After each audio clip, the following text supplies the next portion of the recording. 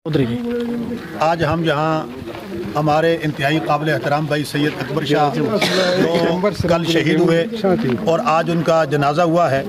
ये सदात समाजी तहरीक के तमाम कायदीन हमारे मानसरा, एबटाबाद, बडग्राम, वस्तान, तोरगर से यहाँ हाज़िर हुए हैं, शांगला से, और जो कि यहाँ इस वक्त थाना में भी मौजूद हैं।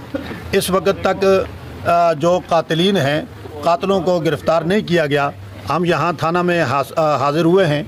यहाँ एडिशनल SHO साहब से अभी हमारी बात हुई है, क्योंकि इसमें जो मकतूल हैं, मकतूल का बेटा साथ जो मजरूब है उसको भी ज़ख्मी किया गया, वो भी इस वक्त मौजूद है और इन्होंने कातलों को देखा है।